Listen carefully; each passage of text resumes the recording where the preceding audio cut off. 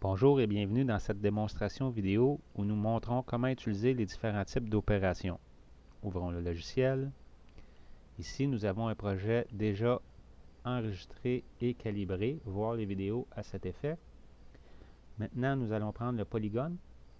Le polygone sert à prendre les formes irrégulières d'une pièce.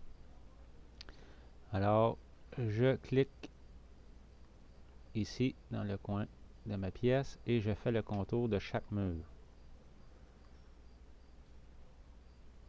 Voilà, notez que ceci se fait relativement bien et rapidement et le logiciel calcule la longueur des murs et ainsi que la superficie. Et voilà. Allons voir dans la grille de résultats Excel.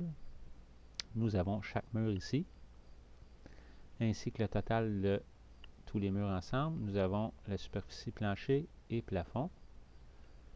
Je referme ma grille Excel. Maintenant, nous pouvons, avec le polygone, encore une fois, lui demander d'additionner. On ajoute une hauteur. Ici, je vais donner 8 pieds 2 pouces. Et je lui demande de mesurer tous les murs. Donc, il me donnera la superficie et la longueur de chaque mur, ainsi que le plafond et le plancher. Je pars ici. Nous pouvons partir de où ce que nous voulons. Il n'y a pas de sens. Il suffit de refermer au point de départ. Voilà.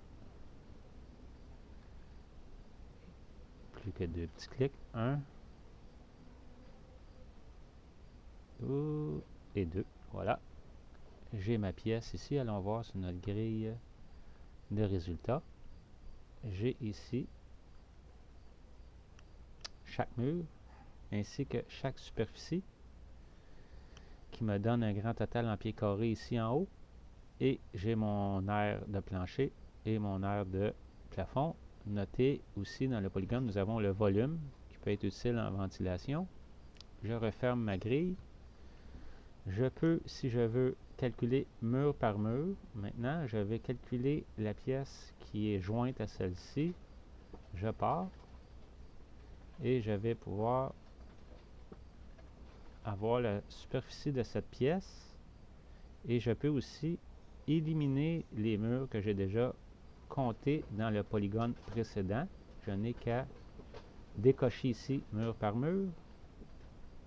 Je continue mon polygone.